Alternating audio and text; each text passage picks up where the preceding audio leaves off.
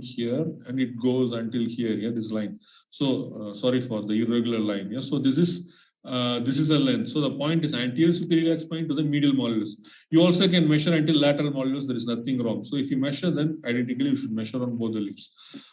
This length is called relative length of the lower limb. In order for us to know the absolute length of the lower limb, we start to measure from greater trochanter. You can see over here. Yeah, this is called greater trochanter. Yes, approximately it originates from here. Once again, from greater trochanter, either we can go to lateral malleolus or we can go to what medial malleolus. How we wish. Yeah? So this is length of this is absolute length of the lower limb, whole lower limb. So after we measure this measurements are measured in centimeters. Yeah, so you measure in centimeters. Next, we have to measure individual bone length. So when we talk about length of the thigh region, so in the thigh region we'll have two length. In the thigh region we'll have relative length or absolute length. So it will go until the interarticulating space or inferior pole of patella. So any point, you can start from here to here or here to here. Yeah. So if you're going to start from anterior iliac spine, it is called relative length. From here, it is called absolute length. So this is length of the thigh. Next, from tibial tuberosity to the medial or any one point. Yeah. So any one of this region, this is going to be length of the leg. So now you know already how to measure the whole length and how to measure individual length of that limb. So knowing this thing, we can talk about conditions called as shortening. So shortening can be of three variants. What is characteristic of anatomical shortening? When we try to measure the whole length, when you measure the whole length, it is going to be decreased. And when we try to measure individual segment length, for an example, here in the thigh region, once again, it is going to be decreased when compared with what happened, the healthy limb length.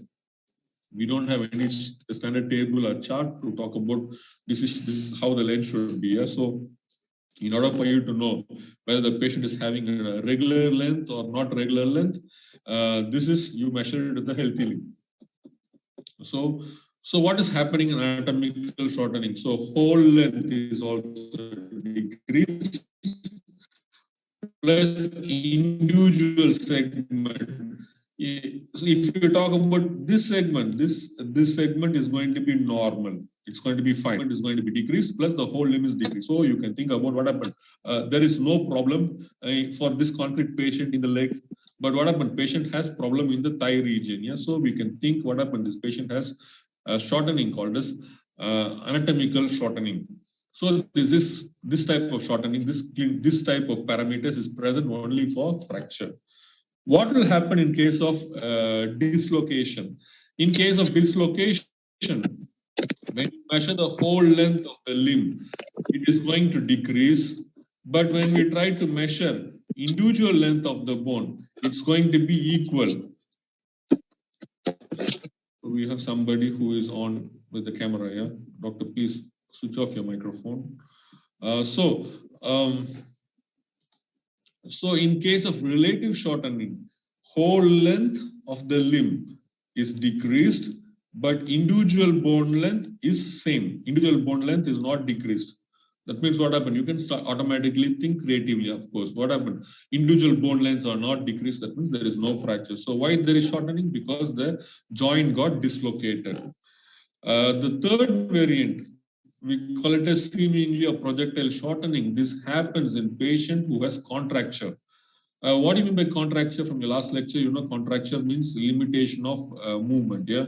So when patient stands in one plane, both the limb is going to look the same. You ask the patient to flex, you will see one leg is going to be flexed halfway, another leg will be flexed completely. So in one plane, the length of the limb is normal in both the side. But when we ask the patient to make movements, the length of the limb is going to be shortened. So only we say it is seemingly a projectile type of shortening. So this happens when patient has what? When patient is having condition called as contracture. So these are all three subvariants of a condition called as shortening. Any question on this? Doctors, do you have any questions on this point? Yes. Okay, so let's continue. So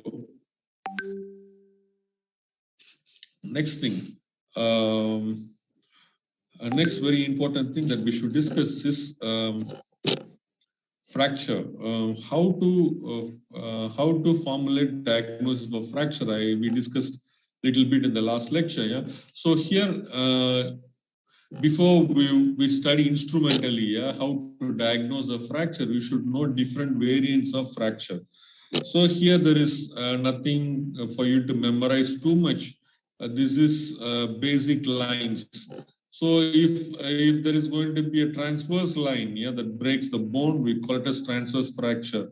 If it is going to be a little bit angulated, yeah, we call it as an oblique fracture. Exactly like this. How we see the line, how the bone got broken. Yeah, that is how the integrity of the bone is damaged. Yeah, so if the line is going to be looking transversely, we call it as transverse. If it is with an angle, we call it as oblique.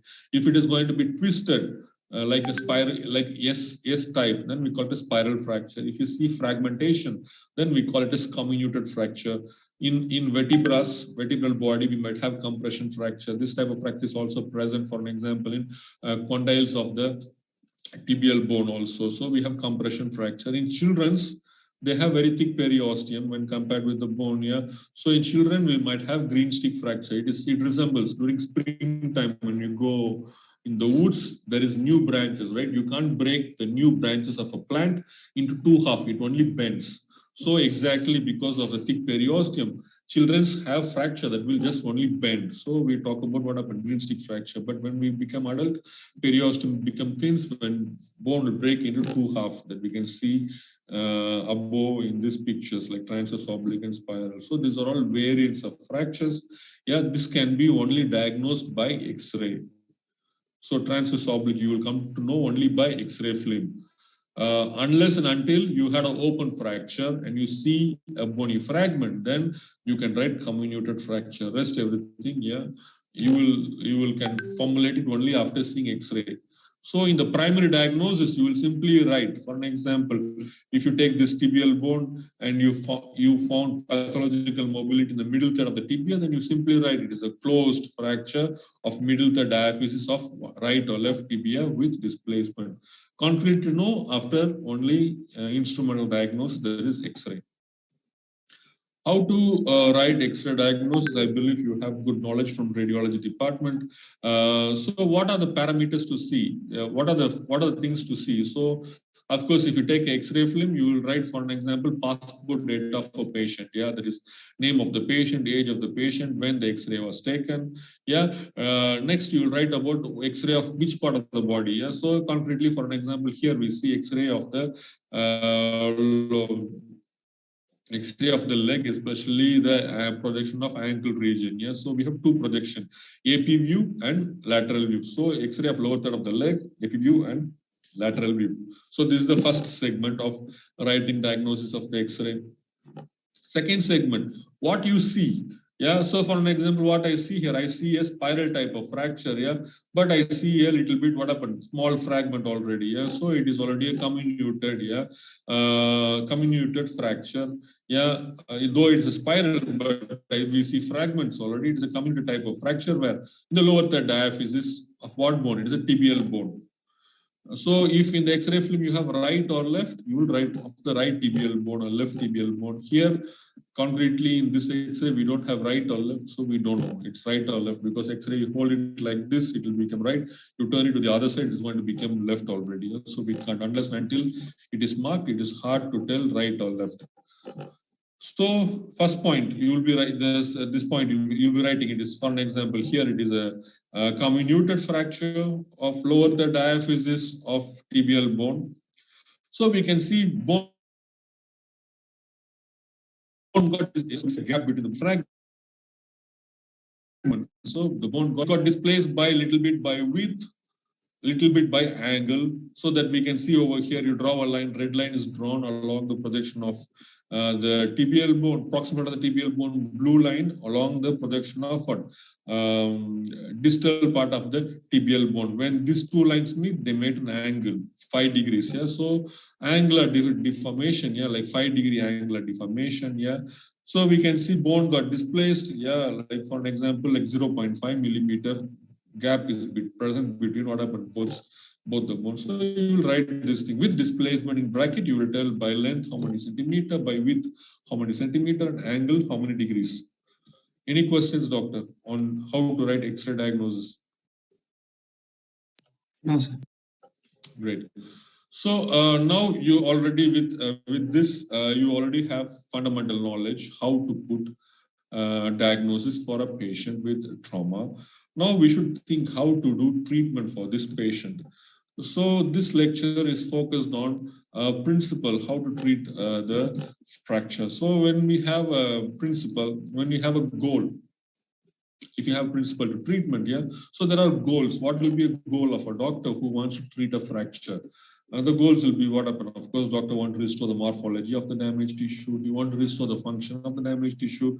One important goal is we should prevent any complication, and as soon as possible, what happen? We have to rehabilitate our patients. So these are all the main golden rules that stands in front of a doctor. So when we have these golden rules, we have also problems, yeah, factors that can influence the fracture healing. If these factors are going to be favorable, good for us. If factors are not going to be favorable to us, it is bad to us. So what happened? So energy of a trauma. So we talk about two types of trauma. We defined even in the last lecture about this high energy trauma means, so there is what? Very serious amount of force. For example, sports injury, patient who get trauma because of road traffic accidents. So what is happening in a high energy trauma?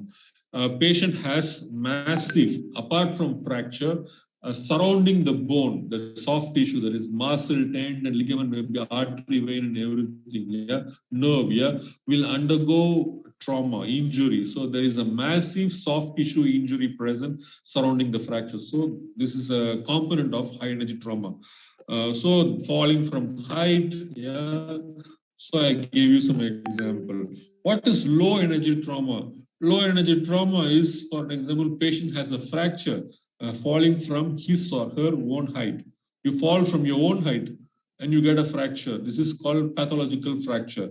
There will not be any massive soft tissue damage surrounding the region. Here, the reason for low energy trauma, one of the reasons, it will be osteoporosis of different origin.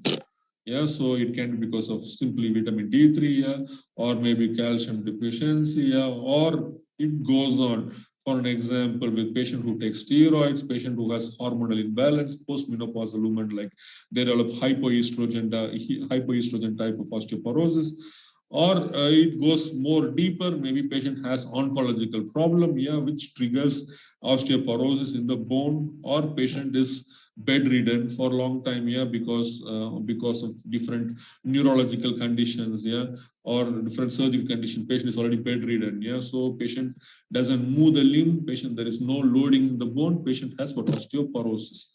So these people, they will get what happened? Low energy trauma. So when you have fracture because of low energy trauma, you will put a into mark, highlight it, and tell patient had a pathological fracture. So very important for a physician, there is orthopedician, to rule out why this patient has this pathological fracture. So we should find the source of osteoporosis and correct it, or else what happened? In the first lecture, every fracture has its average term of consolidation. We can't achieve the goal in that average term consolidation of this fracture. So this is the first point. Next, state of the tissue in the region. Yeah, there should not be any gap. See, today you study a first new word, diastasis. What is diastasis? Gap between the bony fragment. There should be absence of diastasis. There should not be any movement between the bony fragment. If it is going to move, it is going to be bad. There should be very good blood supply in the region. There should be very good nerve innervation, and there should not be any infection. If infection is going to be present, very bad once again. Yeah, it will develop osteomyelitis, and once again, it stops the process of It is going to decelerate the process of bone healing. Next comes the state of patient. If once again, some of the examples I told you about state of patient, yeah, some systemic condition like diabetes mellitus, yeah, or sickle cell anemia, or other conditions, yeah, can also deteriorate the process of bone healing. Next, method of treatment. So for an example, if patient came with an open fracture, there is concrete method of treatment. We have to put patient in external fixated. Treatment is only operative. If patient came with a closed fracture, yeah, without displacement, yeah, you want to do operation. This is once again a very big blunt mistake. Yeah? So every fracture has its own methodology of treatment. So your job every day from next, I think some people are starting your classes from next week onwards here. So your job every day during your class to concentrate what method of treatment is necessary for concrete conditions of patients. So this is, and you have to make a table when you study every segments, how long this bone takes for consolidation. I told you every bone has, for an example, if you have a clavicle fracture, this fracture will consolidate into 3 to 4 weeks time. If a humerus fracture, it takes around 6 to 8 weeks for the fracture to consolidate. Yes, so that is heal. Yeah, so like this, you will pay attention. Yeah, in your everyday topics. Yeah, and make a note so it will be useful for you during your exams. Here we have principle of treatment. Yeah, in case of traumatized patient, in our department we formulated 7 principles. In the future, maybe you'll become a physician, yeah, orthopedician. Maybe you want to correct it. You want to say only 3 principles. Maybe you want to write 10 principles as you wish. But here, these principles are fundamental. You should remember them. There is a question in your exam also. So if you have a patient with a trauma, yeah, there are this first principle is principle of anesthesia, urgency. Next is anesthesia. Then we have to do repositioning. Then we have to fix, restore the function, complex treatment, and rehabilitation. So this step should be there in treatment of our patient. So what is this principle of urgency? I believe you have good knowledge from your 3rd year, 4th year subjects plus reanimation. You will have good knowledge. I'm not going to stop here in detail, but I will highlight some of the points.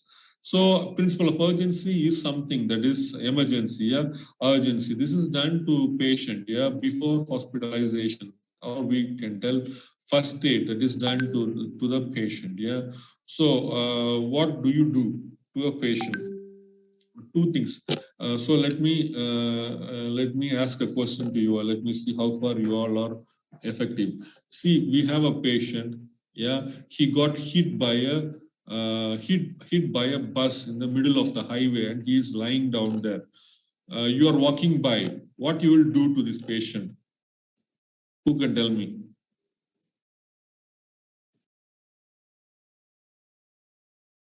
Doctor, please.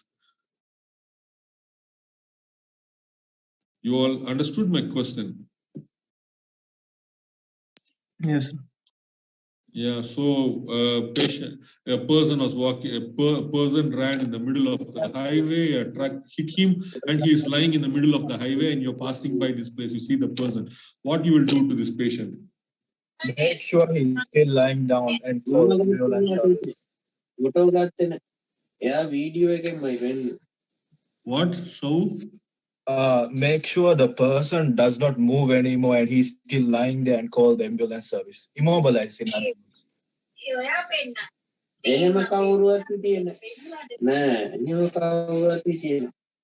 Somebody is talking. I don't know who is talking. Want to tell something? So clearly, because I got too much interpretation, I didn't get what the point that you want to say. One of you, please tell me. My idea was that you stop the patient from moving any further, in the sense, immobilize him. Okay. So, how many of you how many of you agree with your friend? His step is correct. How many of you say it is correct? You can put hands up or something like. How many of you agree with your friend? Nobody want to agree with you. Nobody wants to agree with your friend. Nobody likes being wrong. No, nobody's going to give you any mark. Yeah. I think You have to first take him away from the place of accident because he's in the middle of the highway. So you have Very good, yeah. Very good, yeah. Like Shauf, he want to do immobilization. By the time he do immobilization, he'll be hit by one more truck and he'll be lying beside the patient, yeah. So somebody have to come and help him already, yeah. So very important, yeah. Bring the patient to the safest place. But imagine somebody like a sumo fighter is lying down, you are not going to bring him anywhere. Yeah, so you should call for help. That what your friend told. First point is what happened. You should call for help because you can't do everything by yourself. I know you people think we are superhuman, yeah, but somebody who is lying down 60 kgs, 80 kgs, you can't carry them simply somewhere. And if you try to carry the person somewhere, what happened? It's going to complicate him only. Yeah. So the first thing to do is what happened? Call for help. So this is the mandatory thing that you should remember. Yeah. So every country has its own helpline to be called. Call for help. Second point is what happened? Bring the patient to the safest place. Then only you will do whatever thing that you want to do with your patient that you know from your previous school, previous departments. Yeah. So you try to do what? A, B, C, D. Yeah. So you clear the airway. Yeah. You check glucose scale. Yeah. Clear the airway. Yeah. Check for the vitals. Yeah. And you continue already. If you suspect, if you see a patient, yeah, lying there and he's bleeding, the first thing that you will be doing is what happened? You stop the bleeding, then only what happened? You work with the airway, respiration, yeah, and go on already with the other steps. Understood, doctors? Hello. Yes, sir. So, what concretely we should do with a trauma patient? It is explained over here in these two steps. If patient had a fracture, patient can have two variants of fracture. Patient can have a closed fracture or an open fracture. You know already closed fracture, there is no damage to the skin, there is no wound. Yeah. So after you do the CPR, yeah, after you bring the patient to the safe place, yeah, you did CPR, yeah, everything is fine. Yeah, then you start giving what? Patient analgesics, painkiller. Yeah. Next, what happened? We immobilize the patient and you transport the patient to the hospital. So this is done. This is an answer to a question: how to do first medical aid for a patient. You will explain these three steps. So next thing, if patient had an open fracture, what we will be doing? The first thing to do is what happened? We have to stop the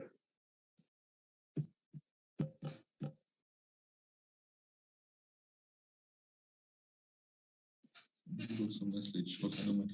So if patient had an open fracture, the first thing to do is what? We have to stop the bleeding. Then we give analgesics. We have to apply antiseptic dressing to the wound. Then we immobilize the patient and transport the patient to the hospital. So 3 step and 5 step. You have to memorize these steps. So first aid in the sense, not somebody who is walking on the road doing something, specialized first aid. That means what happened? First aid given by what happened? Trained paramedics. Am I clear? Hello? Am I clear with this point? Yes. Yes, sir. So we will try to discuss these points in detail. So first point is analgesics. Yeah. So first medical aid analgesics we give only intramuscular injections. We can divide them into 2 groups: either narcotic type of analgesics or non-narcotic type of analgesics. Narcotic analgesics, contraindicated. When patient is unconscious, if you give, it is going to suppress respiratory centers. When patient has blunt abdominal injury, we can't give because once again, you will misdiagnose your acute abdomen. Rest all the case, please give narcotic analgesics like Promidol, Tramol, yeah, Omnopan. Yeah, so these medicines are very good, relieve pain very well.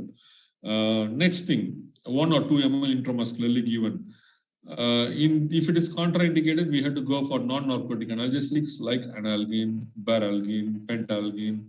Maybe can go with some marked NSAIDs with marked analgesic effect like ketorol, ketoprofen. Yeah, so we can give, if you want to give NSAIDs with antihistamines, they work for very long time. So can give them once again intramuscularly. That's all. This is what we can do to relieve pain in the road or in the mountain or in the forest. Nothing more, nothing less. Understood this point? Hello, analgesics. Any Yes, sir. questions? So this is what we can do. Additionally, what we can do, we can apply ice packs in the region, yeah, where the trauma happened. Once again, ice packs, once again, what happened? Decreases inflammation, decreases pain syndrome, yeah. So once again, you can add ice packs, that's all. This is what maximum type of pain relief that you can give to your patient. Additionally, you will relieve pain by what? Immobilization. We'll discuss the second point. Once again, we try to immobilize the affected limb. Additionally, you're going to relieve pain in the region. That's all. There is nothing more, nothing less. So please note this point and make sure you don't repeat, you don't make mistakes during the class.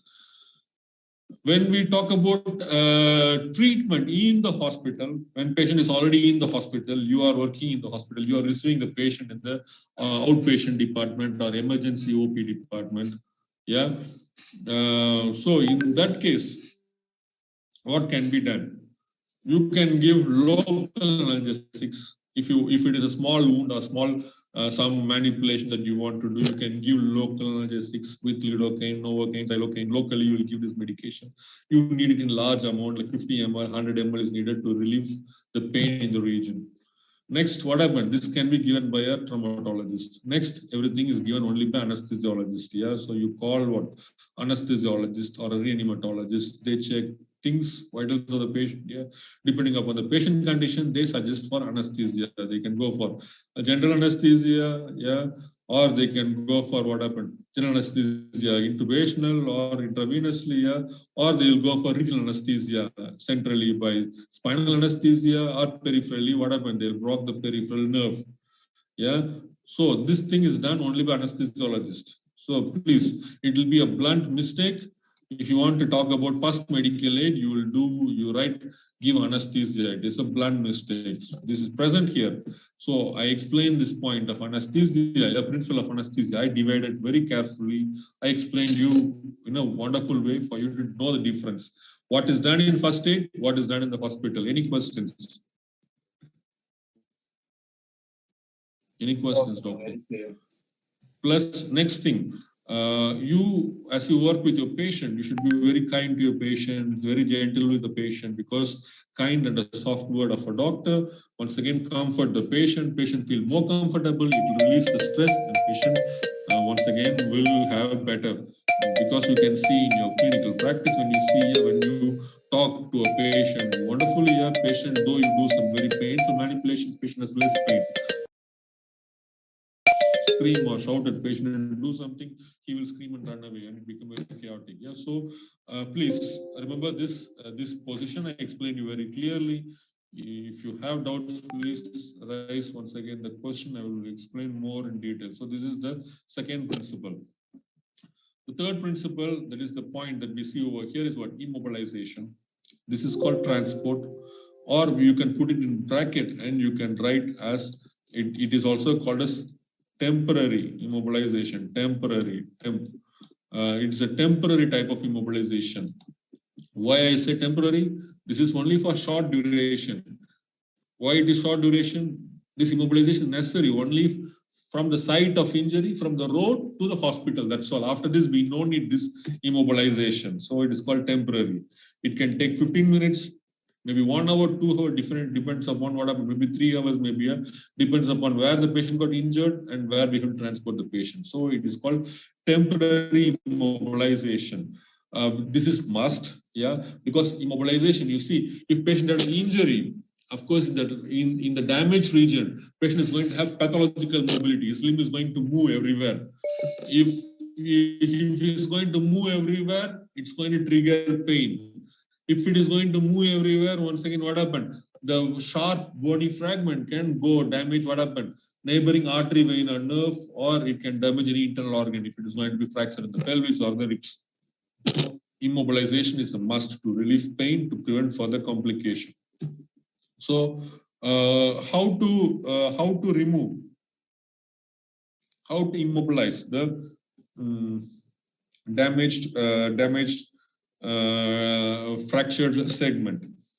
See, in case of fracture, we can use splints. See the word splints. Yeah, mainly they are used for temporary purpose. So here we have a splint. This splint is called a Kramer splint. You see, it comes in different lengths. It is covered by a rubber sheet. I think when you had general surgery, you would have seen this thing. When you come to a department, you will see once again. Yeah, so this comes in various sizes and various width. Plus, it is very flexible. You can bend like how you want. So we can apply Kramer's splint. See, one more thing very common in case of femoral fracture nowadays is we can apply Thomas splint. You can see Thomas splint. Yeah, it is used only for what happened femoral fractures. In olden time,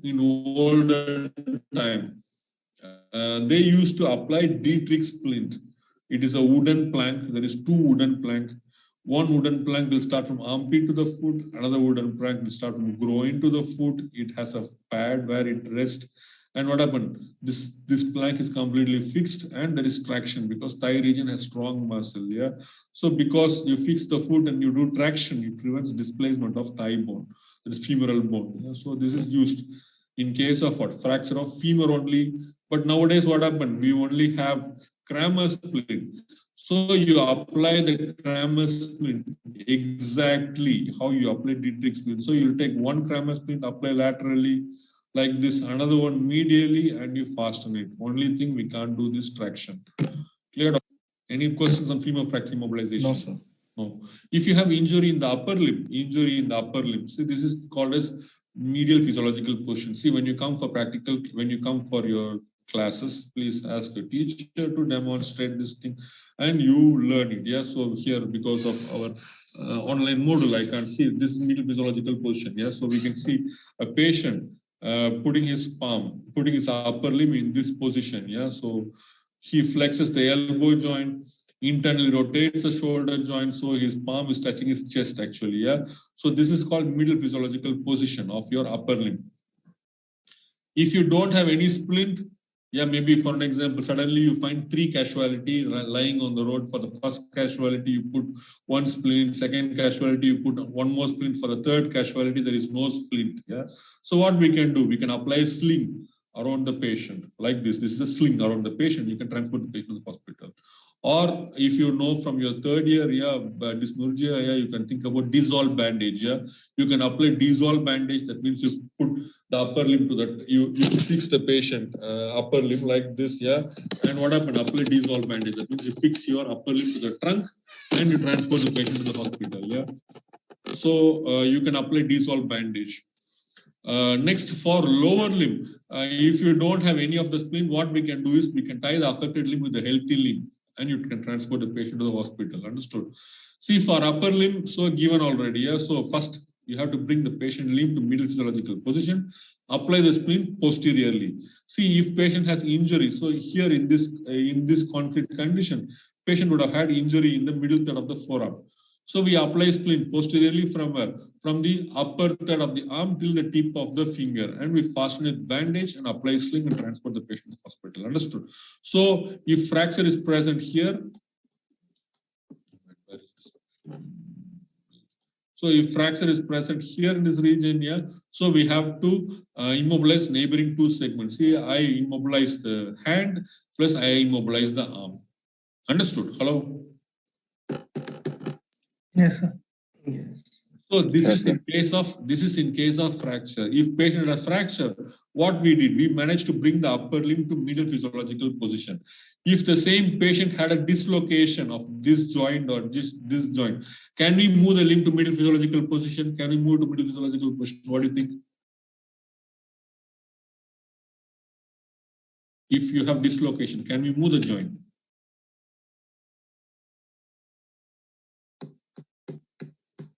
Hello, if dislocation, can we move a joint? Doctor, question. No, Huh? I think no. No. So we can't move the joint. Yeah, very good. So if you have dislocation, problem is what happened? We can't move the joint. So what to do, doctor? So how to immobilize the limb? So without moving the joint. So if, for an example, if this patient had dislocation of the elbow joint, his limb is not going to be, he can't move the limb. His limb is going to be like this. So what you'll do, you'll apply the splint. You take the splint, apply it posteriorly without moving the thing. Fasten it with bandage and transport the patient to the hospital. Understood? Understood? Yes. So if dislocation, we don't bring the limb to medial physiological position. If fracture, we try to bring the limb to medial physiological position. You might ask, doctor, what is this word, medial physiological position? See, this is a position, yeah. What is this position? In this position, medial physiological position, what is happening? Muscles of your arm and muscles of your forearm, wrist and hand is maximally relaxed. Why we have to relax the muscles? Because what happens if you don't relax the muscles, they try to contract and pull the fragments and cause further displacement of bony fragments. Yeah. So to prevent further complication, only we are bringing the limb to medial physiological position. So there is no fantasy. Understood this point? Yes. Great. So, so in some other conditions, yeah, for an example, here we see in our patient, we have here the patient is having pelvic fracture in the pelvic bone. Patient has fracture in the pelvic bone. 1 minute, doctor, 1 minute.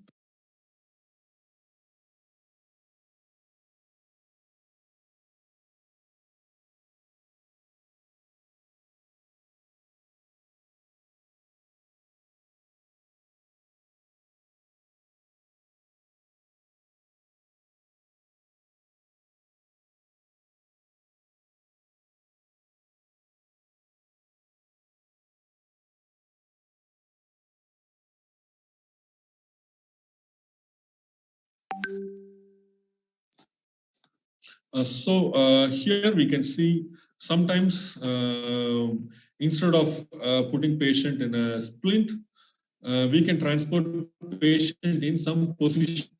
So this position is called as Walkovich position or frog position. It is mainly used when patient has fracture in the pelvic region. His ankle joints are together, knee joints will be apart. Yeah, and what happens? It is flexed, and you put a booster underneath the knee joint. You put a booster. Yeah, when you get it, patient limb will be like a frog sling. It is not going to be straight. It's looking like a frog sling. Yeah. So in general, if you see, he'll be like this. If this is the patient hip, his limb is going to be like this. Ankle is together, knee joint will be apart. And what happened? Booster is present. Yeah, that we can see a booster here. Yeah. So this is called as Walkovich posture.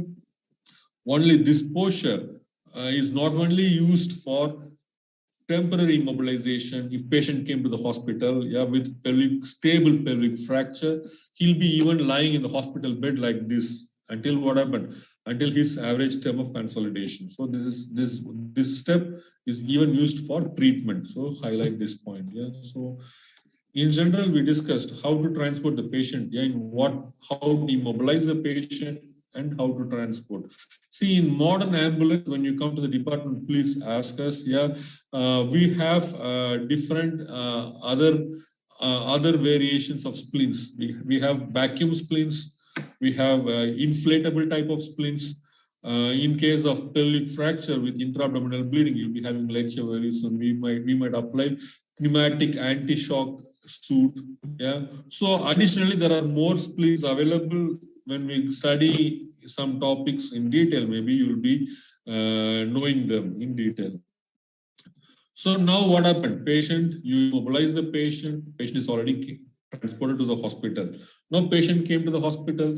So focusing on your last lecture, you have an idea how to put diagnosis, what complaints you will get, what anamnesis, Morbi anamnesis we need to look for, what local signs to look for. Yeah, and what happened? You could formulate diagnosis. After you formulate a diagnosis, primary diagnosis, you send for instrumental investigation. There is X-ray, laboratory test you will do here to rule out other complications. Yeah, X-ray, yeah, you can already put diagnosis. The patient is having fracture or not. If patient already has fracture, if patient is already having fracture, then we think what to do. So next step is what happened. Next step is principle of repositioning and principle of fixation. So there are two steps. It will go hand in hand. So there is third principle and fourth principle. What is this principle of repositioning? If your patient has a fracture, with displacement, what happened? The displaced fragment should be repositioned. Yeah. So that is this principle. Any displaced, yeah, any deformed limb should be repositioned. That is this principle. How to attain this repositioning? We can do it in two methods, conservatively or operatively. Conservatively, what we do single stage close reduction. So what doctor, if patient has fracture in this place, what happened? Doctor, he will do traction of this limb and he reposition the limb. That is called single stage close repositioning. So he will do it under fluoroscopy, yeah, X-ray, CM X-ray, yeah. So in the fluoroscopy level, what happened? He does repositioning, yeah, without opening the zone of fracture. He will never disturb the zone of fracture. He will never make incision in the zone of fracture. Yeah. So how the he will never make any incision. So only it is called closed, conservative. So it is a non-operative technique. So after you give local anesthesia, maybe under regional anesthesia, what happens? You do repositioning of the limb. This is called single stage closed repositioning. Next, we can achieve this repositioning by a method called a skeletal extension that we can see over here in the olden time. It is available even during Hippocrates' time in 4th century. Yeah. So modern, we use this spleen called as Bochler-Brown spleen. So it looks like this. This is used for lower limb. We used to insert K wires. This is K wire. Yeah. Localization of insertion of K wire. See here in the leg, if you have fracture in the lower part of the femur, we can go for K wire insertion into the tibial tuberosities, tibial condyle. If you have fracture in the proximal part of the femur, then we can go through the condyles of the femur. Yeah, here in case of fracture in the neck region of acetabular fracture, here through calcaneus bone, if there is fracture in the middle part of your tibia or upper part of the tibia, if fracture in the humerus, we can make incision through the olignon process. Yeah. So after we make this incision, you see there is a holder, like it is, the holder will be like Russian alphabet, like this pa. Yeah. So the K wire will be going like this. Yeah. This holder will be tightened with screws in this region, yeah, that we can see over here. And you hang weight. Weight will be 1/10 of patient body weight. If patient is 100 kilogram, yeah, maybe 10 kilos will hang in this region. So not that all the weight just like that you will add it, you gradually add. You'll add 2 kilograms every few hours, you'll add until the evening. You will put 1/10 of the patient's body weight. Clear, doctor? So this is called as what? Skeletal traction. So it's going to look like this. It is going to look like this in your practice. Clear about skeletal traction? Any questions? Any questions on skeletal traction? You said about skeletal traction, straight away we won't put 1/10 of the weight, gradually work up to that 1/10. Is that what you meant, or we increase? No, I'm telling you, see, maximum kilo, I told you, example, 100 kilos, yeah, 100 kilogram, yeah. For him, 1/10 is what, 10 kilogram, yeah. So you see bone after fracture, the muscles contracted, yeah, muscles contracted, and for you have to reposition the bone. See, this is a conservative method of repositioning. So for you have to pull your you have to reposition the bony fragment by pulling the muscles. Yeah. So you put 1/10, it's not going to happen. Slowly, gradually, yeah, within 12 to 24 hours, yeah, you will insert. That means when he came, you put this device, you put 3 kilograms. After every 1 hour, you add half a kilo or 1 kilo. Yeah. So by the end, maybe in 12 hours time, you achieve the 10 kilogram finish already. Understand? So this is the protocol. You have to do it like that only. Understood, doctor? Yes, I understood. So this is skeletal traction. See, skeletal traction is a conservative method, but little bit minimal invasive. Why it is invasive? We put what? Minimal invasive. Yeah, we introduce what happened, K wire. But if you take in children's, yeah, we apply a thing called a skin traction. We put this blade and adhesive tape, yeah. So, and we apply elastic bandage. Yeah, this is called skin traction. It is used for what? Children. So where the weight can be only what? 3 to 4. Yeah. So this is for children. For adults, we go for what? Skeletal traction. Understood, doctor? So difference is given. So here we use adhesive plasters, yeah, but here mainly we use K wires. If you go to Asian countries, they put pins. Pins are much more bigger in diameter, like starting from 0.5 millimeter. K wires will be what, 0.02, 1 millimeter, 2 millimeters. So they are very thin. So whatever is available, you can use. So better to use K wires, minimal, invasive, minimal, traumatic, and good. Understood, doctors? Hello. Yes, sir. Yes, sir. See, only this technique, that is skeletal traction, is not only for the third step, repositioning. This is also used for fixation also. If you go 20 years down this field of traumatology, where we don't have this advanced implementation of osteosynthesis, the plates and screws or intramedullary nail, when we don't have too much of material available in practice, patient comes, patient will be in this splint only like this for average term. See, for an example, if tibial fractures takes 6 to 8 weeks for consolidation, soft bones will form around 3 to 4 weeks time. So 3 to 4 weeks time, he will be in this position only. He'll be lying down in the bed 3 to 4 weeks time. We take control X-ray. After 3rd to 4th week time, we see good cartilage development. We then shift from this thing to cast. We apply cast, POP, plaster of Paris cast, and we discharge the patient and recommend the patient not to put any weight on the limb. Understood, doctor? So this is a treatment. This is not only used for repositioning, this is also used for fixation of the affected limb. Understood, doctor? Additionally, you see, if bone is going up or down, what happens? Additionally, it is also fixed like this with some thread, with some bandages, so bone is not going to move anywhere. Understood, skeletal extension story? Yes, doctor. Next method is called as what? Operative method of repositioning. This is already operation. So it's open repositioning. That means what happens? We take surgical knife, make incision in the skin, which we visually see the bony fragment. You hold the bony fragment with the forceps and you are repositioning. Visually, you are doing the repositioning. So this is called open repositioning. Clear, doctor? Like how you have external cardiac massage, internal cardiac massage. Same like this. Open repositioning means what happened? You see the bone visually with your eyes and do repositioning. This is open repositioning. Next is device for external fixation. I will show you in a few more slides. You will see device of external fixation is a method in which what happened, we can do repositioning and fixation. Will follow now. Clear with these steps, clear with this repositioning. Any questions on repositioning? No, sir. So after we do repositioning, after I did, you see patient had displacement of bony fragment like this, I reposition the bony fragment. If I leave, what will happen? The bony fragment once again going to get displaced. So what we should do after I reposition, like close repositioning, I have to fix it. If I don't fix it, what happened? Bone once again is going to get displaced. So how to fix it? Conservatively, what we can do? We can apply external immobilization. How? By application of plaster of Paris. So you can apply what? Plaster of Paris.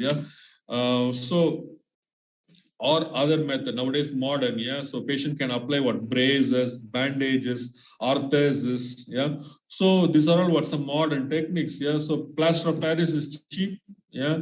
If patient is can afford, what we can go forward. Instead of making plaster cast, that is with white cement that can be soluble, there is no waterproof, there is turbo cast, thermocast, there is more casting, synthetic material casting is available where it has water resistance. You can go swim with this cast. So everything depends upon patient's budget, in which hospital facility you are in. So we can immobilize. Understood, doctor?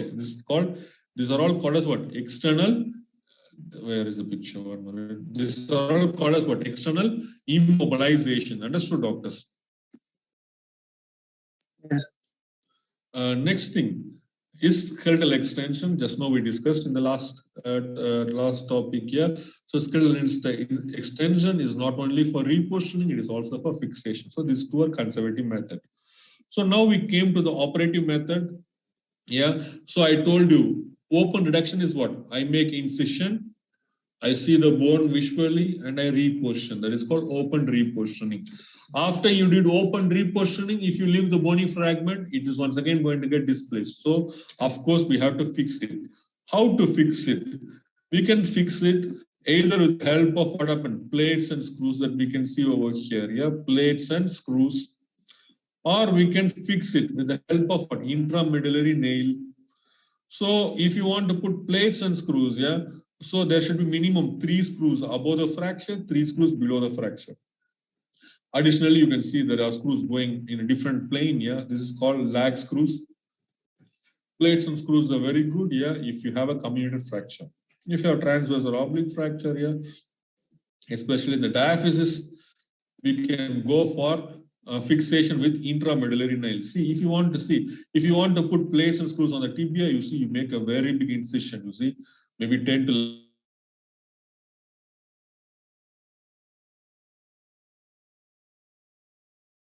11 centimeter incision. Yeah, then you fix it. IF. What is OR-IF means? Open reduction, because I made incision in the skin to enter into this region. Yeah, I reposition and internally fixed with what? Osteosynthesis, plates and screw.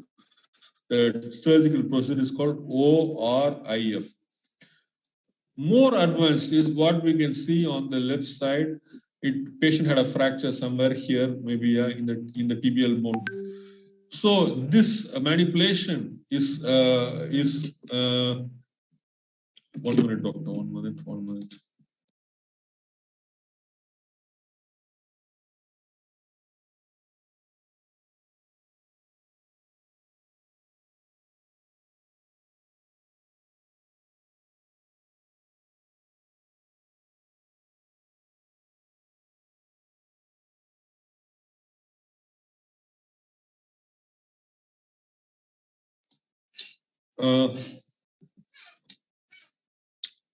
So when we talk about intramedullary fixation, this technique is a little bit different. See, if patient had a fracture, I told you, in the middle part of the tibia, how to insert an intramedullary nail. For inserting of intramedullary nail, we'll make incision proximally in the tibia. Here in this region, we make 3 to 4 centimeter incision. There is a special trocar in which we perforate the bone, yeah, and with special nail, this nail will be inserted with a hammer, yeah, and we insert the nail like this. It will come here. When it comes here through the fluoroscopy, yeah, we reposition the bone, and then what happened? We hammer the nail to the distal part of the bone until down. After that, there is in the conductor for insertion of these nails, there are special perforation. There are special conductors where we can make incision and insert this screw, locking screws. So, did I open the zone of fracture in this operation? Did I make incision in the zone of fracture? No. No.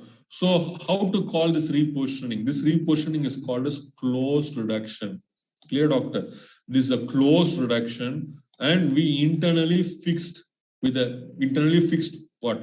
We internally fixed this intramedullary nail. This is very good. Why it is very good? Because you see, after the bone breaks, the first thing what happens, hematoma is present. Yeah, we don't remove the hematoma. We don't interfere in the normal process of bone healing. Yeah, see, this intramedullary nail will be precised with the bone marrow canal. See, every intramedullary nail has its own.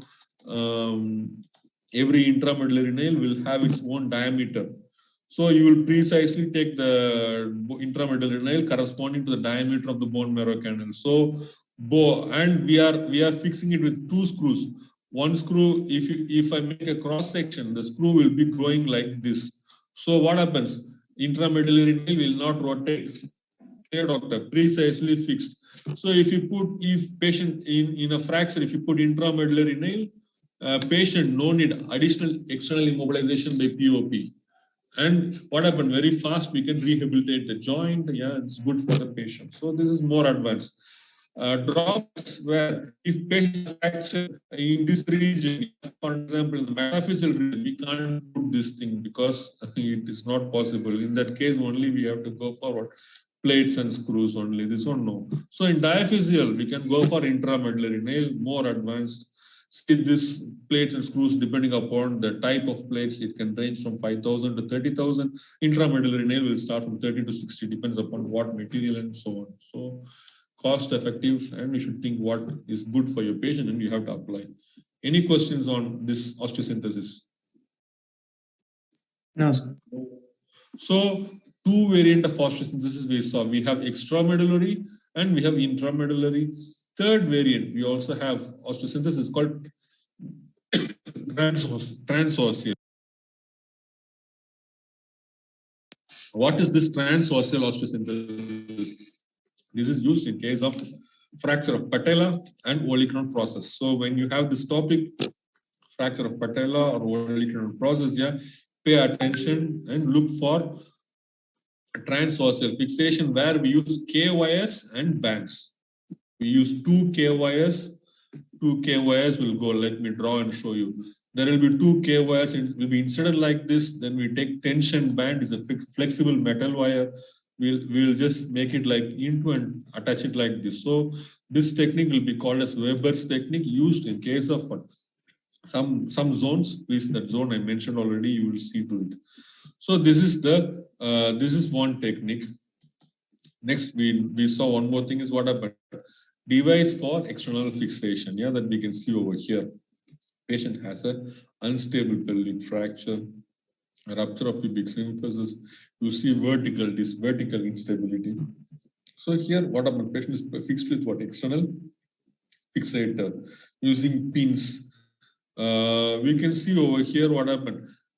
We can see over here what happened here, like modified ring apparatus. So these are all external fixators. These fixators are put especially when patient has a open fracture. For pelvic fracture, we put only external fix. We can also put osteosynthesis by plates and screws. Sometimes when there is unstable pelvic fracture with some complication in this patient, for sure there will be damage to what? Urethra, maybe urinary bladder got ruptured. You see, patient also not only had fracture. Yeah, you can see there is a plaster being sticked over here, laparotomy. Yeah, of course, he had what? Internal organ damage. Yeah, so a very fast method to stabilize this patient is what? Using what? External fixator. Understand, doctor? So we can have what? Ilizaro apparatus or apparatus for limb reconstruction where they use K wires, yeah, sorry, pins. So when you come to department here, so please ask doctors. Doctor will show you models here of external fixators. Any questions on fixation? Doctor, any questions on this part? No, sir. No. Next thing.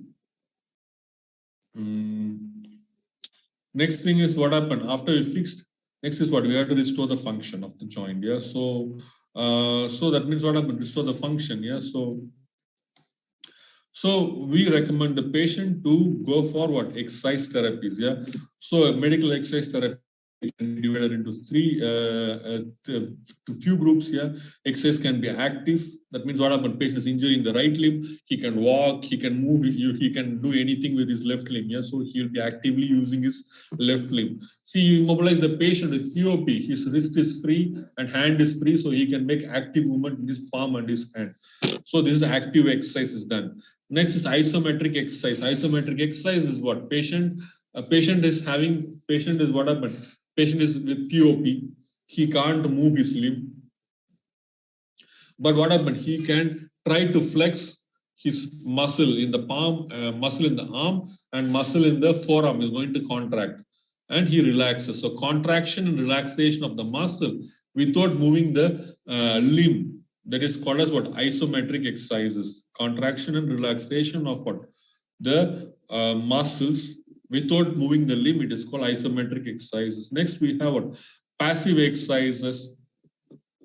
What is passive exercises? That means what happened? You hold the affected limb with the healthy limb and you move the limb up and down. Yeah, this is passive exercises, which can even be achieved with what? Some electromechanical device. It is an automatic motor will be attached to the limb. It will automatically move the limb, flex and extend the limb periodically. Yeah.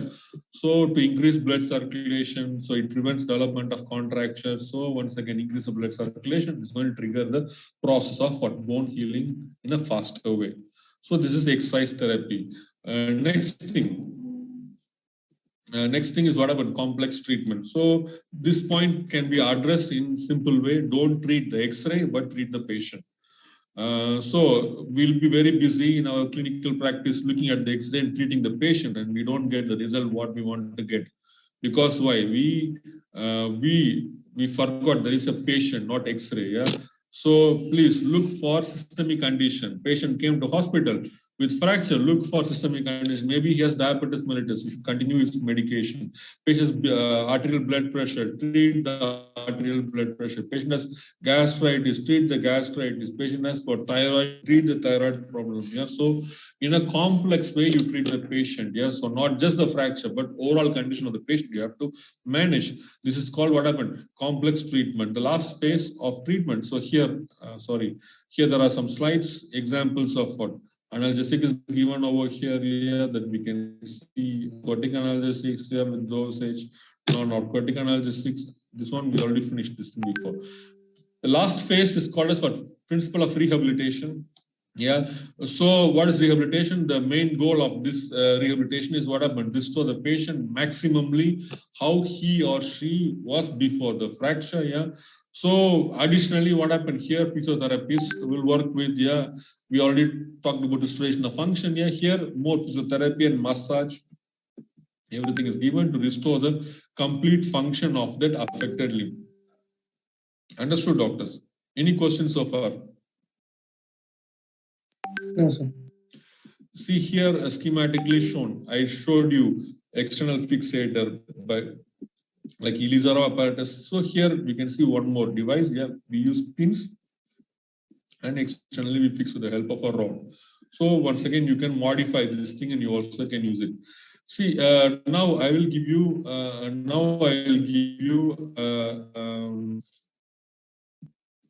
See here we have Ilizarov apparatus. Yeah. So a patient came to hospital. Yeah, with fracture with display. Patient came with fracture without displacement. How to handle? Patient does not have any displacement. So what we do? We give local management of pain, or you just give pain management, immobilize the limb, and you can discharge the patient to home. Patient can be treated as outpatient. Second patient came to hospital, fracture with displacement. So how do you treat this patient? In this case, two things can be done. So patient has fracture with displacement. So patient upon admission, what you will do? You will do close reduction and externally immobilized by POP. Wait for 1, 2, 3 days. The third day you take control X-ray, because by third day the edema, everything subsidizes, and maybe it can trigger secondary displacement of bony fragment. If this thing doesn't happen, you can continue to fix the patient before you put a slab, convert it into a cast, and treat the patient conservatively. You can discharge the patient. Third day, you take a control X-ray. Patient has fracture and it became displaced. Yeah, this is indication for surgery. Any patient who comes with comminuted fracture, he is indicated for only surgical method of treatment. In this case, what you will do? You will do ORIF, open reduction, internal fixation, either by osteosynthesis by what? Plates and screws. After you do this operation, you externally, additionally immobilize with POP because you put plates and screws. But if you put intramedullary nail, no need any additional immobilization. Every surgeon who operated the patient concretely will know his osteosynthesis of that limb. Is it stable or unstable? Sometimes even you do intramedullary fixation, surgeon has in his eye, it is not stable, then he will recommend the patient to additionally wear POP. Yeah? So only the surgeon who operated concretely knows the concrete case, how stable is his fixation. Understood, doctors? Understood? Hello? If patient came with any open fracture, indication is what? Only operative method of treatment, especially either we can see over here in this picture, using these pins and rod, or using Ilizarov apparatus or modified Ilizarov apparatus. Any questions, doctor? No, sir. No, sir. So that's good. So we have 95 students present. I will take a screenshot. Yeah, 95 students present. So can you all put plus? Please, group leaders. Yeah, go to your right and left and see whether your group mates present. Yeah, in the chat you can try to put plus. Everybody can put a plus. I will automatically get feedback. Yeah. So group leader, please go to right and left and check whether your group mates present or not. Second thing. what I want to tell before you all go, see, in our department, you can do research work. See, now your semester has started, yeah. So if you guys are interested to do any research, yeah, in the field of trauma and orthopedics, it is going to add points in your creative rating, yeah. So it will stimulate your marks in your final exams. Plus, what happened, we can try to publish some work, some of your small research work, we can try to publish it in any journals or in any conferences. And